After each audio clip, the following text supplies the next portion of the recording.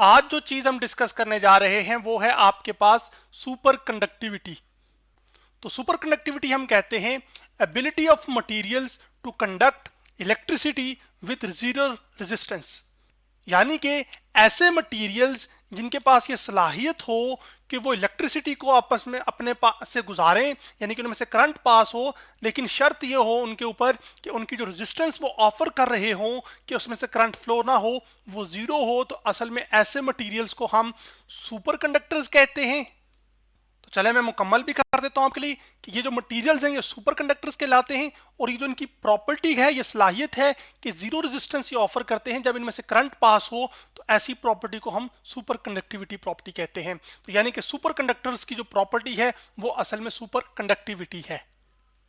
तो इस super conductivity की जो आपको एग्जांपल डेली लाइफ में मिलती है वो आपके पास ये ट्रेन्स हैं जो कि फास्ट मूविंग ट्रेन्स हैं। तो इनके जो ट्रैक्स होते हैं ना वो मैग्नेट से बने होते हैं, लेकिन वो जो मैग्नेट्स हैं वो असल में आपके पास सुपर कंडक्टर्स होते हैं, और उनकी जो प्रॉपर्टी है वो असल में आपके पास सुपर कंडक्टिविटी होती है। तो ये जो ट्रेन है ये मैग्नेट्स के जो ट्रैक्स हैं उनके ऊपर चलती है, और चूंकि जीरो रेजिस्टेंस होती है इस वजह से आपके पास इनकी जो रफ्तार है वो बहुत ज्यादा होती है बनिस्बतन आम गाड़ियों के या आम ट्रेनों के। अब चूंकि सुपर कंडक्टर्स की जो प्रॉपर्टी सुपर कंडक्टिविटी है उसमें जीरो रेजिस्टेंस ऑफर होती है, यानी कि करंट को जो फ्लो में रुकावट आती है वो जीरो होती है। इस वजह से आपके पास सुपर कंडक्टर्स के अंदर नो हीट और energy is lost in super conductors, यानी कि किसी किस्म की जो एनर्जी, हीट या एनर्जी कोई लॉस नहीं होती सुपर कंडक्टर्स के अंदर। और इस चीज को अब हम एक और एनिमेशन से भी देख लेते हैं।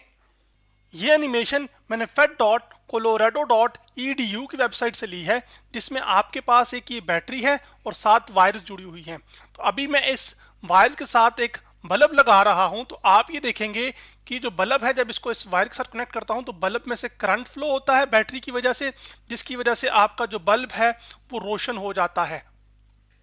अब मान लीजिए कि मैं बैटरी का जो वोल्टेज है ना वो थोड़ा सा बढ़ा देता हूं ताकि रोशनी ज्यादा हो जाए, ताकि क्लियर नजर आए। अब जो बैटरी है उसके अंदर तो बैटरी की वजह से चार्जेस मूव कर रहे हैं, तो जो मोशन की वजह से एनर्जी होती है वो इलेक्ट्रिकल एनर्जी होती है। लेकिन ये तो बल्ब रोशन हो रहा है, तो वो असल में जो रोशन हो रहा है ये लाइट एनर्जी के, इसका मतलब है इस सर्किट के अंदर इलेक्ट्रिकल एनर्जी जो है वो कन्वर्ट हो रही है लाइट एनर्जी के अंदर। वो इस वजह से क्योंकि बल्ब रेजिस्टेंस ऑफर कर रहा है जो कि 24 ओम है।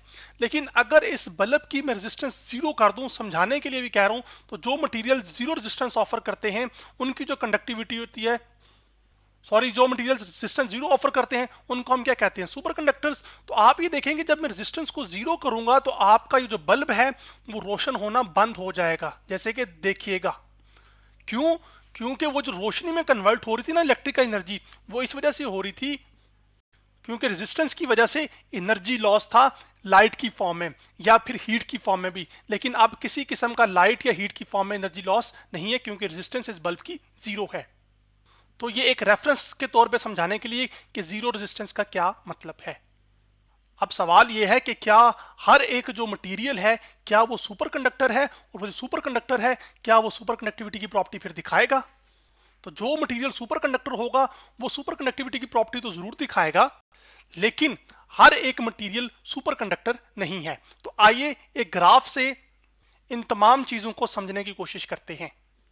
तो ये बना बनाया ग्राफ मैं आपके सामने यहां पर ले आया हूं, जिसमें हॉरिजॉन्टल एक्सिस पर यानी एक्स एक्सिस पर टेम्परेचर प्लॉट है, जबकि वर्टिकल एक्सिस पर आपके पास इलेक्ट्रिकल रेजिस्टिविटी है।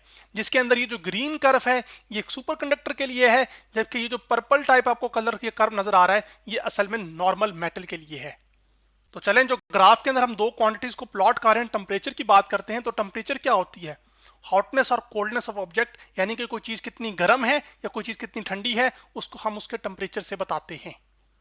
जबकि इलेक्ट्रिकल जो रेजिस्टिविटी है ये आपको ये बताती है कि how difficult it is for electrons to move through a substance, यानी कि इलेक्ट्रॉन्स के लिए एक मटेरियल के अंदर मूव करना कितना मुश्किल है, इसी को हम इलेक्ट्रिकल रेजिस्टिविटी कहते हैं। तो जितना मुश्किल मूव करना मुश्किल होगा उतनी जो रेजिस्टिविटी है वो ज्यादा होगी, जितना कम मुश्किल होगा उतनी रेजिस्टिविटी कम होगी।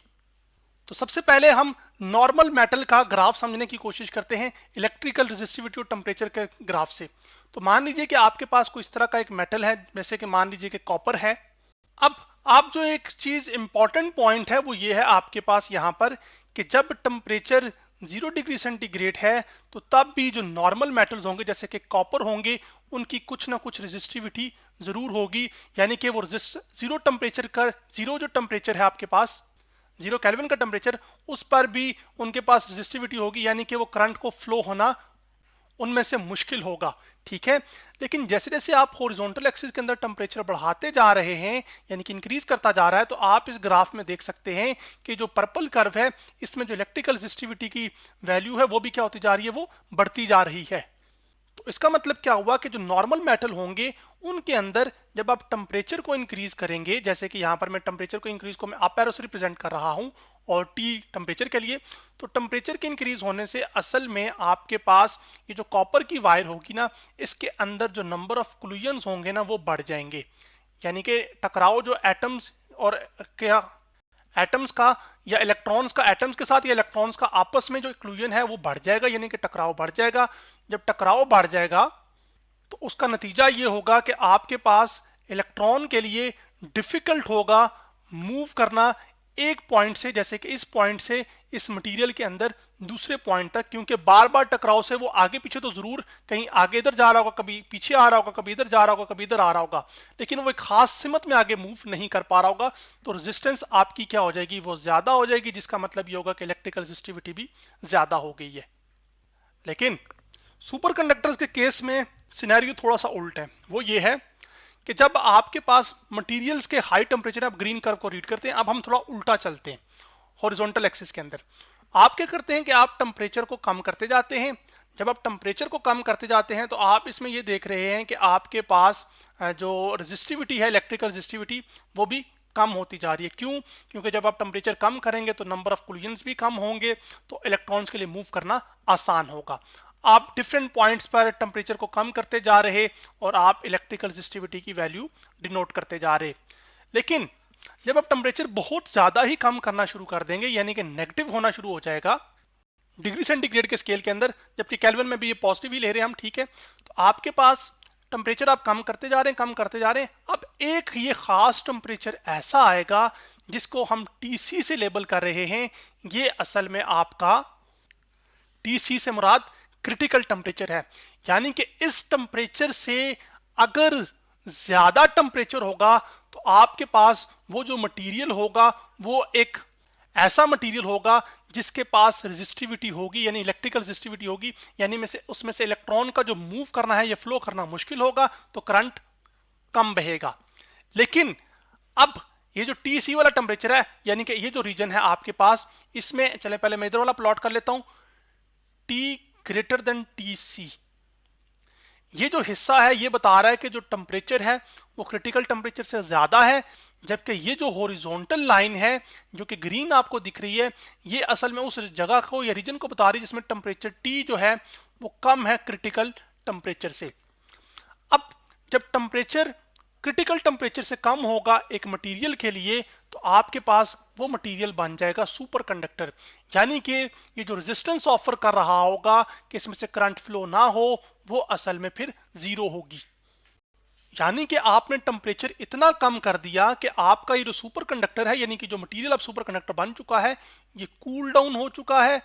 कूल डाउन होने की वजह से आपके पास जो नंबर ऑफ क्लूजन्स हैं वो, चले नंबर ऑफ क्लूजन्स को मैं एन नंबर के लिए और सी क्लूजन के लिए, ये जो नंबर ऑफ क्लूजन्स हैं आपके पास ये भी क्या हो जाएंगे, कम हो जाएंगे, जिसकी वजह से आपके पास और कुछ वक्त के बाद ये बिल्कुल ही खत्म हो जाएंगे। जब टेम्परेचर क्रिटिकल टेम्परेचर से कम हो जाएगा तो आपके पास उस वक्त फिर जब नंबर ऑफ क्लूजन्स बिल्कुल ही खत्म हो जाएंगे तो आपके पास जो रेजिस्टेंस है ना उस मटेरियल की, वो फिर क्या हो जाएगी, वो जीरो हो जाएगी। तो अब क्रिटिकल टेम्परेचर से जब टेम्परेचर कम होगा तो आपके पास इलेक्ट्रॉन्स तो उस मटेरियल में जरूर मौजूद होंगे, जैसे कि मैं यहाँ पे बता रहा हूं, और वो इलेक्ट्रॉन्स अब एक पेयर की फॉर्म में मूव करेंगे, और इस चीज को मैं आपको एक एनिमेशन से बताता हूं। जैसे कि ये एनिमेशन मैंने हर्बर जिमेंट डॉट यूनिवर्सिटीज डॉट पेरिस सैकले की वेबसाइट से ली है। इसमें आप ये देख सकते हैं कि आपके पास ये एक मटेरियल है और उसके अंदर आपके पास ये इलेक्ट्रॉन्स हैं जो कि मूव कर रहे हैं, ठीक है। तो अब ये इलेक्ट्रॉन्स पेयर की फॉर्म में मूव करें, लेकिन ना ये एक दूसरे के साथ टकरा रहे हैं और ना ही इस शीट के जो एटम्स हैं उनके साथ टकरा रहे हैं। तो टकराना ना होने की वजह से, क्लियर ना होने की वजह से ये जो मटीरियल है ये असल में क्या बन जाएगा, सुपर कंडक्टर। तो सबसे पहले जो सुपर कंडक्टिविटी थी वो असल में आपके पास ऑब्जर्व की गई थी मरकरी के अंदर। तो मरकरी का जब टेम्परेचर 4.2 केल्विन से कम होता है, यानी कि ये 4.2 इसका क्रिटिकल टेम्परेचर है, इस टेम्परेचर से जब कम टेम्परेचर कम होता है तो जो मरकरी है असल में आपके पास ये एक सुपर कंडक्टर बन जाता है। तो वो सुपर कंडक्टर की प्रॉपर्टी है वो सुपर कंडक्टिविटी दिखाता है, यानी कि इसकी रेजिस्टेंस 0 हो जाती है। लेकिन टेम्परेचर अगर 4.2 केल्विन से ज्यादा होगा आपके पास मरकरी का, तो फिर मरकरी सुपर कंडक्टर नहीं रहेगा, बल्कि उसके पास उस किसी भी खास टेम्परेचर पर, क्रिटिकल टेम्परेचर से ज्यादा टेम्परेचर पर उसकी कोई ना कोई इलेक्ट्रिकल रेजिस्टिविटी की वैल्यू होगी, यानी कि वो रेजिस्टेंस ऑफर कर रहा होगा कि उसमें से करंट फ्लो ना हो। तो आज हमने सुपर कंडक्टिविटी के बारे में स्टडी किया।